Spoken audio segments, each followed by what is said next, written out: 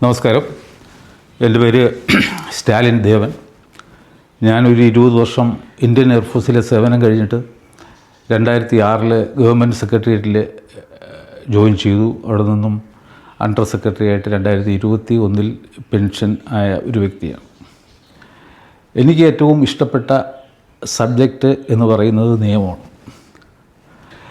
നമ്മുടെ രാജ്യം ഒരു പരമാധികാര രാഷ്ട്രമാണെന്നും അതിനൊരു ഭരണഘടനയുണ്ടെന്നും അതിൽ പറയുന്ന മൗലികാവകാശങ്ങൾ നമുക്ക് ലഭിക്കും എന്നും ഒക്കെ കരുതിയാണ് നമ്മൾ ഈ കാലഘട്ടം വരെ ജീവിച്ചു വന്നത്. എന്നാൽ അടുത്ത കാലങ്ങളിലായി വളരെ അലാമിംഗ് ആയിട്ടുള്ള ന്യൂസാണ് നമ്മൾ ടി വിയിലും വാർത്തകളിലൊക്കെ കാണുന്നത്. എന്താണെന്ന് വെച്ച് കഴിഞ്ഞാൽ, തമിഴ്നാട്ടിൽ 6 വില്ലേജുകൾ വഖഫ് ബോർഡ് ഏറ്റെടുത്തു. താജ്മഹൽ വഖഫ് ബോർഡ് ഏറ്റെടുത്തു. മധ്യപ്രദേശിലെ കുറേ കോട്ടകൾ വഖഫ് ബോർഡ് ഏറ്റെടുത്തു. ഗുജറാത്തിലെ 2 ഐലൻഡുകൾ വഖഫ് ബോർഡ് ഏറ്റെടുത്തു. നമ്മുടെ കേരളത്തിൽ തന്നെയുള്ള ചേറായിയിൽ 610 കുടുംബങ്ങൾ താമസിക്കുന്ന സ്ഥലം വഖഫ് ബോർഡ് ഏറ്റെടുത്തു. ഇവൻ അംബാനിയുടെ വീട് ഏറ്റെടുത്തു. അങ്ങനെ വളരെ അലാമിംഗ് ആയിട്ട് ഇതെങ്ങനെ ഇത് സ്വന്തമായിട്ട് ഇങ്ങനെയാണ് ഒരാൾക്ക് വന്ന് ഏറ്റെടുക്കാൻ കഴിയുക എന്ന് ചിന്തിച്ചപ്പോഴാണ് എനിക്കിത് എന്താണ് ഈ വഖഫ്. ഞാൻ കുട്ടിക്കാലം തൊട്ടേ ഞാൻ വഖഫ് എന്ന് കേട്ടിട്ടുണ്ട്, വഖഫ് ബോർഡെന്ന് കേട്ടിട്ടുണ്ടെങ്കിലും ഇതിൻ്റെയൊക്കെ അർത്ഥം എന്താണെന്ന് എനിക്കറിയില്ലായിരുന്നു. ഇവൻ നോൺ മുസ്ലിമായിട്ട് ഇന്ത്യയിലുള്ള ആർക്കും തന്നെ ഇതറിയില്ല. കാരണം ഇത് അറിയേണ്ട ആവശ്യമില്ല. എല്ലാവരും വിചാരിച്ചെങ്കിൽ ഇത് മുസ്ലിം മതത്തിനുമായിട്ട് ബന്ധപ്പെട്ടിട്ടുള്ള ഒരു സംഭവമല്ലേ, നമ്മളെന്തിനാണ് അറിയുന്നത്. ഞാൻ ഈ അടുത്ത കാലത്ത് എൻ്റെ ചില മുസ്ലിം സുഹൃത്തുക്കളോട് ചോദിച്ചു, നിങ്ങൾക്ക് എന്താണ് ഈ വഖഫ് എന്നും വഖഫ് ബോർഡും ഒക്കെ അറിയാമോ? അപ്പോൾ അവർ പറഞ്ഞു, ഞങ്ങളിത് കേട്ടിട്ടുണ്ട്, പക്ഷേ എന്താണെന്ന് അറിയത്തില്ല എന്നുള്ളത്. അപ്പോൾ അങ്ങനെയാണ് എന്തുകൊണ്ടാണ് യൂണിലാറ്ററലായിട്ട് സ്വന്തം ഇഷ്ടപ്രകാരം വഖഫ് ബോർഡ് അറ്റ് വിൽ ആരുടെയും സ്വത്തുവകൾ ഇൻക്ലൂഡിങ് ഗവൺമെൻറ്റിൻ്റെ വസ്തുവകൾ എങ്ങനെ ഏറ്റെടുക്കുന്നു, എങ്ങനെ ക്ലെയിം ഉന്നയിക്കുന്നു എന്ന് അറിയണമല്ലോ എന്ന് കരുതിയിട്ടാണ് ഞാൻ ഈ വഖഫ് എന്താണെന്നും വഖഫ് ആക്ട് എന്താണെന്നും എന്തൊക്കെയാണ് ഇവിടെ സംഭവിക്കുന്നതും എന്നും അത് എങ്ങനെയൊക്കെയാണ് ഭരണഘടന ഒരു പൗരന് വാഗ്ദാനം ചെയ്യുന്ന മൗലികാവകാശങ്ങൾ ലംഘിക്കുന്നതെന്നും മനസ്സിലാക്കുകയുണ്ടായി. അപ്പോൾ ഞാൻ മനസ്സിലാക്കിയ കാര്യങ്ങൾ, ഈ സമൂഹത്തിൽ ആർക്കും എപ്പോഴും പ്രതീക്ഷിക്കാവുന്ന ഒരു അറ്റാക്കാണ് വഖഫ് ബോർഡിൻ്റെ ഭാഗത്തുനിന്ന് ഏത് സമയവും നിങ്ങൾക്ക് പ്രതീക്ഷിക്കാം. ആരും സേഫല്ല. അതിനാൽ തന്നെ ഇതെല്ലാവരും അറിഞ്ഞിരിക്കേണ്ട കാര്യം ആണെന്ന് ഞാൻ കരുതുന്നത് കൊണ്ടാണ് ഞാൻ അറിഞ്ഞതും പഠിച്ചതുമായിട്ടുള്ള കാര്യങ്ങൾ ഈ ഒരു വീഡിയോയിലൂടെ എല്ലാവരെയും അറിയിക്കാം എന്ന് കരുതിയത്. ഇതിൽ മിക്കവാറും എല്ലാവരും വിചാരിക്കുന്നത് കാര്യമെന്ന് വെച്ച് കഴിഞ്ഞാൽ ഇത് മുസൽമാന്മാരെ ബാധിക്കുന്നൊരു ഇഷ്യൂ അല്ല, ഇത് നോൺ മുസ്ലിമിനെ മാത്രം ബാധിക്കുന്ന ഒരു ഇഷ്യൂ ആണെന്നാണ്. പല ചാനലിലും പല പ്രഗത്ഭ വ്യക്തികളും പറയുന്നത് എൻ്റെ ശ്രദ്ധയിൽപ്പെട്ടു, മുസ്ലിങ്ങൾക്ക് ഇത് ബാധകമല്ല എന്നുള്ളത്. യഥാർത്ഥത്തിൽ അങ്ങനെയല്ല. വഖഫ് ബോർഡിന് മുസ്ലിമിൻ്റെ വസ്തു വേണമെങ്കിലും ക്ലെയിം ചെയ്യാം. ഫോർ എക്സാമ്പിൾ, നമ്മുടെ എറണാകുളം ചേറായിലെ വസ്തു അത് നേരത്തെ ഫറൂഖ് കോളേജിൻ്റെ വസ്തുവായിരുന്നു. അപ്പോൾ അത് വഖഫ് ബോർഡ് ക്ലെയിം ചെയ്യും. അപ്പോൾ മുസൽമാൻ്റെ വസ്തു വേണമെങ്കിലും വഖഫ് ബോർഡിന് ക്ലെയിം ചെയ്യാം. അപ്പോൾ ക്ലെയിം ചെയ്യുമ്പോഴുള്ള കാര്യം എന്താണെന്ന് വെച്ച് കഴിഞ്ഞാൽ, നിങ്ങൾക്കെതിരെ എന്തൊരു ആക്ഷനും എവിടെ നിന്നുണ്ടായാലും ആദ്യം നിങ്ങൾക്കൊരു നോട്ടീസ് തരും. ഇവൻ നമ്മുടെ KSEB തന്നെ നമുക്കൊരു ബില്ല് തരും, നിങ്ങൾ ഇത്ര രൂപ അടയ്ക്കാനുണ്ട്. അപ്പോൾ അതനുസരിച്ച് നമ്മൾ ആ പൈസ കൊണ്ട് അടയ്ക്കുക. അതുപോലെ ഇതുപോലെ പ്രധാനപ്പെട്ട വിഷയങ്ങളിൽ ഇപ്പം ഒരാളുടെ വസ്തു ഏറ്റെടുക്കാൻ പോവുകയാണെന്നുണ്ടെങ്കിൽ അയാളെ അറിയിക്കും, ഇന്ന കാരണങ്ങളാൽ ഞങ്ങൾ നിങ്ങളുടെ വസ്തു ഏറ്റെടുക്കും. ഇതിൽ ആ ഒരു ബാധ്യത പോലും വഖഫ് ബോർഡിനില്ല. വഖഫ് ബോർഡ് മനസ്സുകൊണ്ട് ചിന്തിച്ചാൽ മതി, അത് വഖഫ് പ്രോപ്പർട്ടിയാണ്. നിങ്ങളെ അറിയിക്കേണ്ട കാര്യമില്ല. അവരെ അറിയിക്കുന്നത് സബ് രജിസ്ട്രാർ ഓഫീസിലും നമ്മുടെ വില്ലേജ് ഓഫീസിലും തഹസീൽദാരൊക്കെ ആയിരിക്കും. ഇതിങ്ങനെയാണ്, ഇന്ന പർട്ടിക്കുലർ വസ്തു ഞങ്ങളിത് വഖഫായിട്ട് പ്രഖ്യാപിച്ച് ഞങ്ങളെ രജിസ്റ്ററിൽ എൻ്റർ ചെയ്തിട്ടുണ്ട്. അപ്പോൾ ഇതിൻ്റെ മ്യൂട്ടേഷൻ കാര്യങ്ങളൊന്നും ഇനി വേറെ നടത്തരുത്, ഞങ്ങളുടെ അവർ വരുമ്പോൾ പറയണമെന്ന് പറയും. അപ്പോൾ നിങ്ങൾ കരമടയ്ക്കാൻ പോകുമ്പോഴായിരിക്കും വില്ലേജ് ഓഫീസർ നിങ്ങളോട് പറയുക ഈ വസ്തു നിങ്ങളുടെ അല്ല. നിങ്ങൾ ചിലപ്പോൾ മിക്കവാറും അവിടെ ബോധം കെട്ട് വീഴും എന്നൊരവസ്ഥ ഉണ്ടാവും. അപ്പോൾ അവർക്ക് യൂണിലാറ്ററായിട്ട് തീരുമാനിക്കാനും പറ്റും, അതിലൊരു ഡിസിഷൻ അവർക്ക് തന്നെ എടുക്കാനും പറ്റും. അപ്പോൾ സ്വാഭാവികമായിട്ട് നമ്മളൊക്കെ ചിന്തിക്കും നമുക്ക് ഭരണഘടന ഇരിക്കുകയില്ലേ, നമുക്ക് ഓടി ഇങ്ങ് കോടതികളിൽ പോയി കളയാം. ഇല്ല, നിങ്ങൾക്കൊരു കോടതിയിലും പോകാനുള്ള അവകാശമില്ല. നിങ്ങൾക്ക് പോകാൻ കഴിയുന്നത് വഖഫ് ട്രിബ്യൂണലിലാണ്. അതിലൊരു മുസ്ലിം മതപണ്ഡിതൻ വരെ ഉൾപ്പെടുന്ന ഒരു വഖഫ് ട്രിബ്യൂണലിലാണ് നിങ്ങൾ പോയി വച്ചാനിച്ച് നിൽക്കേണ്ടത്. അവിടെ ആ തർക്ക വിഷയത്തിൽ ഒരു തീരുമാനം എടുക്കുന്ന അവസരത്തിൽ വഖഫ് ബോർഡിന് അവരുടെ ഭാഗം ന്യായീകരിക്കാനായിട്ട് യാതൊരുവിധ രേഖകളും ഹാജരാക്കാനുള്ള ബാധ്യത ഇല്ല. നിങ്ങളുടെ ബാധ്യതയാണ് അതൊരു വഖഫ് പ്രോപ്പർട്ടി അല്ല എന്ന് തെളിയിക്കേണ്ടത്. അവർ പറയും പണ്ടിത് മുഹമ്മദ് ഗോറി ഇന്ത്യ ആക്രമിച്ച ആ സമയത്ത് അദ്ദേഹം പ്രഖ്യാപിച്ചതാണത് വഖഫായിട്ട്. ഞങ്ങളെ തെളിവൊന്നുമില്ല, നിങ്ങൾക്ക് പറ്റുമെങ്കിൽ അങ്ങനെ അല്ല എന്ന് തെളിയിക്കാൻ പറയും. എന്തൊരു നല്ല നിയമമല്ലേ. അപ്പോൾ ഈ ഒരു അവസ്ഥയിൽ ആണ് നമ്മൾ എന്താണ് വഖഫ് എന്നും, ഇപ്പോൾ എന്നെ സംബന്ധിച്ചോളം ഞാൻ 60 വയസ്സാകാൻ പോവുക. ജീവിതത്തിൽ ആദ്യമായിട്ട് വഖഫ് എന്താണെന്ന് പഠിച്ചു, എന്താണ് ഈ വഖഫ് ബോർഡെന്ന് പഠിച്ചു.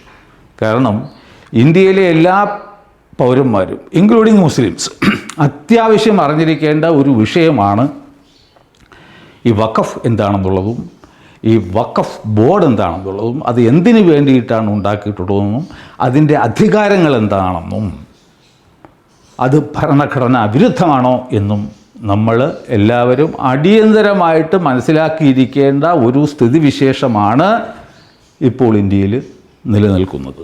ആദ്യമായിട്ട് നമുക്ക് ഈ വഖഫ് എന്താണെന്ന് ഒന്ന് പരിശോധിക്കാം. അതായത് വിശ്വാസിയായ ഒരു മുസ്ലിം തൻ്റെ വക വസ്തുക്കളിൽ നിന്നും, അത് മൂവിളാവാം ഇമ്മൂവിളാകാം, കുറച്ച് ഭാഗം അള്ളാഹുവിന് നൽകുന്നതാണ് വഖഫ് എന്ന് പറയുന്ന പ്രോപ്പർട്ടി.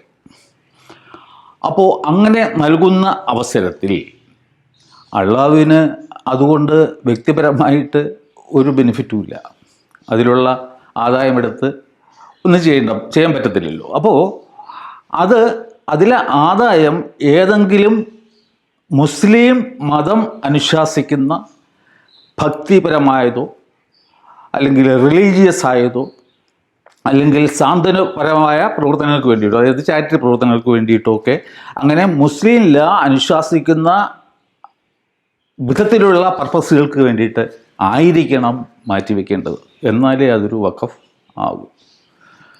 അപ്പോൾ അതും അങ്ങനെയും മാറ്റിവെച്ച് കഴിഞ്ഞാൽ ഈ കാര്യങ്ങൾ നടത്താൻ ഒരാൾ വേണ്ടേ. അപ്പോൾ അതിന് വേണ്ടിയിട്ട് ഒരാളെയും അദ്ദേഹം നിശ്ചയിക്കും. അതിന് പറയുന്ന പേരാണ് മുത്തവല്ലി. നമുക്ക് ഒരു എളുപ്പത്തിന് വേണ്ടിയിട്ട് അദ്ദേഹത്തെ നമുക്ക് മാനേജർ എന്ന് വിളിക്കാം. അതായത് വഖഫ് ഏകദേശം ഒരു ട്രസ്റ്റ് പോലെയാണ്. അതായത് ഒരാൾ ഒരു ട്രസ്റ്റ് ഉണ്ടാക്കുന്നു, അതിനൊരു കോർപ്പസ് കാണും, അതിൻ്റെ ഫലം, അതിൻ്റെ ആദായം കുറച്ച് ബെനിഫിഷ്യറീസിന് വേണ്ടിയിട്ട് മാറ്റിവെക്കും. അപ്പോൾ അതുപോലെ വഖഫിലും 3 എലമെൻറ്റ്സ് ഉണ്ട്. ഒന്ന് സെറ്റിലർ, ഉണ്ടാക്കുന്ന ആൾ, രണ്ടാമത് അത് മാനേജ് ചെയ്യുന്ന മാനേജർ, മൂന്നാമത് അതിൻ്റെ ബെനിഫിഷ്യറി. അപ്പോൾ അങ്ങനെ അവിടെ ഇവിടെയൊക്കെ ആയിട്ട് അങ്ങനെ മനസ്സുള്ള ആൾക്കാർ ഇതുപോലെ വഖഫുകൾ ഉണ്ടാക്കി കാണും. പണ്ട് കാലത്ത് ഈ ഡോക്യുമെൻറ്റേഷനൊന്നും ഇല്ലാത്ത അവസരത്തിൽ ചിലപ്പോൾ ഓറലി ആയിരിക്കും ഇത് പ്രഖ്യാപിച്ചിട്ടുള്ളത്. ഓക്കെ, അപ്പോൾ ഇത് വന്നിട്ട് 2 ടൈപ്പുണ്ട്. ഒന്ന് പബ്ലിക് വഖഫും ഒന്ന് പ്രൈവറ്റ് വഖഫും. അതായത് പബ്ലിക് വഖഫിൽ അതിൻ്റെ ബെനിഫിഷ്യറീസ് വന്നിട്ട് members of the public belonging to Muslim community ആയിരിക്കും. മുസ്ലിം കമ്മ്യൂണിറ്റിയിലുള്ള ആൾക്കാർക്ക് വേണ്ടിയിട്ട് മുസ്ലിം മത ആചാരപ്രകാരമുള്ള എന്തെങ്കിലുമൊക്കെ കാര്യങ്ങൾക്ക് വേണ്ടിയിട്ട് ആ ആദായം വിനിയോഗിക്കണം എന്നായിരിക്കും അതിലുള്ള നിബന്ധന. ഇനി എന്താണ് പ്രൈവറ്റ് വഖഫ്? പ്രൈവറ്റ് വഖഫ് എന്ന് പറയുമ്പോൾ അത് ഉണ്ടാക്കുന്ന ആളിൻ്റെ സന്തതികളും ഇമ്മീഡിയറ്റ് ആയിട്ടുള്ള റിലേഷൻസുമായിരിക്കും അതിൻ്റെ ബെനിഫിഷ്യറീസ്. അല്ലാതെ ജനറൽ മുസ്ലിമിന് അതിൻ്റെ യാതൊരു ബെനിഫിറ്റും ഉണ്ടാകത്തില്ല. അപ്പോൾ ഇതുപോലെ ഉള്ള വഖഫ് പലരും ഉണ്ടാക്കി, അത് പലയിടത്തായിട്ട് അങ്ങനെ നിലനിൽപ്പുണ്ടാവാം. ഇനി നമ്മൾ വരേണ്ടത് എന്താണ് വഖഫ് ബോർഡ് എന്നുള്ളതാണ്. അപ്പോൾ പണ്ട് കാലത്ത് എങ്ങനെയായിരുന്നു? ഓരോ വഖഫും അതിൻ്റെ ആൾക്കാർ, ഈ മാനേജറുണ്ടല്ലോ മുത്തവല്ലിയുടെ ഇതിൽ ആ കാര്യങ്ങൾ നടത്തി പോവുമായിരുന്നു. ആർക്കും ഒരു ശല്യമില്ല, ഒന്നുമില്ല. അപ്പോൾ ആണ് 1954 ആദ്യമായിട്ടല്ല, അതിലും പഴയ വേറൊരു ഹിസ്റ്ററി ഉണ്ട്. എന്നാലും ഒരു വഖഫ് ആക്ട് ആദ്യമായിട്ട് നിലവിൽ വന്നത് 1954 ആണ്. അപ്പോൾ വഖഫ് ആക്ടിൻ്റെ ഉദ്ദേശ്യം എന്താണെന്ന് വെച്ച് കഴിഞ്ഞാൽ, ഒരു സൂപ്പർവൈസിങ് ബോഡിയാണ് വഖഫ് ബോർഡ്. അതായത് ഇങ്ങനെ ചിതറി പല ഭാഗത്തായിട്ട് കിടക്കുന്ന എല്ലാ വഖഫിനും ഒരു സ്റ്റേറ്റ് വൈസാണ് ഉള്ള വഖഫുകളെ രജിസ്റ്റർ ചെയ്യുക. എന്നിട്ട് അവരുടെ ഏക ഡ്യൂട്ടി, ഐ റീഇറ്ററേറ്റ്, ഏക ധർമ്മം അല്ലെങ്കിൽ കർത്തവ്യം എന്ന് പറയുന്നത് ഓരോ വഖഫും ആരുണ്ടാക്കി, എന്ത് പർപ്പസിന് വേണ്ടി ഉണ്ടാക്കി, അതിൻ്റെ മാനേജർ അല്ലെങ്കിൽ മുത്തവല്ലി ആ പ്രഖ്യാപിത ലക്ഷ്യങ്ങൾക്ക് വേണ്ടി തന്നെ ആണോ അതിൻ്റെ ആദായം ചെലവിടുന്നത് എന്ന് ബോധ്യം വരുത്തുക. ആ രീതിക്ക് ഈ വഖഫ് ബോർഡുകളെ റെഗുലേറ്റ് ചെയ്യുക എന്നുള്ള ഒരൊറ്റ ആവശ്യത്തിന് വേണ്ടിയിട്ടാണ് വഖഫ് ആക്ട് 1954 കൊണ്ടുവന്നതും അതിനുശേഷം അത് 1995 പരിഷ്കരിച്ചു, കൂടുതൽ പവർ കൊടുത്തു. അതിനുശേഷം 2013 വീണ്ടും പരിഷ്കരിച്ച് അനിയന്ത്രിതമായ അധികാരങ്ങൾ അതിന് കൊടുത്തു. അപ്പോൾ സ്വാഭാവികമായിട്ടും എന്ത് സംഭവിച്ചു? ഈ അധികാരങ്ങളൊക്കെ കൊടുത്തെങ്കിലും ഇവിടുത്തെ ജനം ഇതൊന്നും അറിഞ്ഞില്ല. ഫസ്റ്റ് ഓഫ് ഓൾ, നോൺ മുസ്ലിമിന് ഇത് അറിയേണ്ട കാര്യമില്ല, ആവശ്യമില്ല. ഇൻക്ലൂഡിങ് അഡ്വക്കേറ്റ്സ്, അവരത് പഠിക്കേണ്ട ആവശ്യമില്ല. കാരണം വഖഫുമായിട്ട് ബന്ധപ്പെട്ട ഒരു കേസ് വന്നാൽ തന്നെയും സ്വാഭാവികമായിട്ടും ആൾക്കാർ ഒരു മുസ്ലിം അഡ്വക്കേറ്റിൻ്റെ അടുത്തേ പോകും. കാരണം പുള്ളിക്ക് ഇതിനെപ്പറ്റി കൂടുതൽ അറിയാം എന്നൊരു ധാരണ കാണും. മറ്റ് മുസ്ലിങ്ങൾക്ക് എന്താ കാര്യം? ആരോ എവിടെയൊക്കെ ആർക്കൊക്കെ വേണ്ടി എന്തൊക്കെ വഖഫുകൾ ഉണ്ടാക്കി വെച്ചു. നമുക്ക് അതുകൊണ്ട് എന്തൊരു പ്രയോജനം? അതുകൊണ്ട് why should I know about it? ഞാനും അറിയേണ്ട കാര്യങ്ങളും ഒന്നുമില്ല. അതുകൊണ്ട് ബഹുഭൂരിപക്ഷം വരുന്ന മുസ്ലിങ്ങൾക്കും ഈ വഖഫ് ബോർഡിൻ്റെ നിയമം, വഖഫ് ആക്ടിനെ കുറിച്ചിട്ടും യാതൊരു ഗ്രാഹ്യവും ഇല്ല. കാരണം അവർ കരുതുന്നത് നമുക്കെന്താ കാര്യം ഇതൊക്കെ അറിഞ്ഞിട്ട് എന്നുള്ളതാണ്. ഞാൻ ഇതൊക്കെ പഠിച്ചപ്പോൾ എനിക്ക് മനസ്സിലായ ഒരു കാര്യം, ഈ വഖഫ് ആക്ട് 1995 ഡ്രാഫ്റ്റ് ചെയ്തത് തന്നെ വിത്ത് എ ഡ്യൂബിയസ് ഇൻറ്റൻഷൻ ആയിരുന്നു എന്ന് മനസ്സിലാക്കാം. കാരണം വഖഫ് ആക്ടിൻ്റെ ഹെഡിങ് എന്താണ്? വഖഫുകളുടെ സുഗമമായ പ്രവർത്തനത്തിനും അതുമായി ബന്ധപ്പെട്ട മറ്റ് കാര്യങ്ങൾക്കും വേണ്ടി ആണ് ഈ ആക്ട് ഉണ്ടാക്കുന്നത് എന്ന് തോന്നും. അപ്പോൾ അത് വായിക്കുന്ന ഒരാളെന്ത് ചെയ്യും? ഒരു ഹിന്ദുവാണ് വായിക്കണമെങ്കിൽ ഇത്രയുള്ള കാര്യം, വഖഫിൻ്റെ പ്രവർത്തനം നിരീക്ഷിക്കാനാണോ? ഒക്കെ ആയിക്കോട്ടെ, ഞാൻ എന്തിനാ അതിൻ്റെ പിറകെ ഓടുന്നത്? മാറ്റും. അതുകൊണ്ട് ആണ് ഇത്രയും ഭരണഘടനാ വിരുദ്ധമായ ഒരു നിയമം കഴിഞ്ഞ 29 വർഷമായിട്ട് സുപ്രീം കോടതിയിൽ ആർട്ടിക്കിൾ 32 പ്രകാരം ആരും തന്നെ ചലഞ്ച് ചെയ്തില്ല എന്നതിൽ നിന്നും തന്നെ ആരും ഇതിൻ്റെ അകത്തുള്ള ഭയാനകമായ സെക്ഷൻസിനെക്കുറിച്ച് പഠിക്കാൻ ശ്രമിച്ചില്ല, അത് പൊതുജന മധ്യത്തിൽ കൊണ്ടുവരാൻ ശ്രമിച്ചില്ല എന്നുള്ള ഒരു ഭീകര സത്യമാണ്. ഫോർ എക്സാമ്പിൾ, നമ്മുടെ CA ആക്ട് പാസ്സാക്കിയതിൻ്റെ വെരി നെക്സ്റ്റ് ഡേ തന്നെ മുസ്ലിം ലീഗ് അതിനെ ചോദ്യം ചെയ്തുകൊണ്ട് സുപ്രീം കോടതിയിൽ ഒരു ഹർജി ഫയൽ ചെയ്തു. കൂടാതെ 300ഓളം ഹർജികൾ ഇപ്പോൾ പെൻഡിങ്ങുമാണ്. വേറാസ് മുസ്ലിങ്ങൾ ഉൾപ്പെടെ ഉള്ള മറ്റ് എല്ലാ ജനവിഭാഗങ്ങളെയും അതിമാരകമായി ബാധിക്കാൻ സാധ്യതയുള്ള ഈ ഡ്രാക്കോണിയൻ നിയമം കഴിഞ്ഞ 29 വർഷമായിട്ട് ഇന്ത്യയിൽ നിലനിൽക്കുകയായിരുന്നു. ഇപ്പോൾ ഇങ്ങനെ വഖഫ് ബോർഡ് അവിടെയും ഇവിടെയൊക്കെ സ്ഥലങ്ങൾ എടുത്തു തുടങ്ങിയപ്പോഴാണ് ആൾക്കാർ ഇതിനെപ്പറ്റി ചിന്തിച്ചു തുടങ്ങിയത്. അതിപ്പോൾ എല്ലാവരും കുത്തിയിരുന്ന് ഇപ്പോൾ ഞാൻ ഇരുന്ന് പഠിച്ചതുപോലെ ഒന്ന് പഠിക്കും എന്ന് നമുക്ക് പ്രതീക്ഷിക്കാൻ പറ്റത്തില്ല. അപ്പോൾ ഞാൻ ഒരുപാട് കാര്യങ്ങൾ വായിച്ച് മനസ്സിലാക്കി ഇപ്പോൾ അന്തം വിട്ടിരിക്കുക.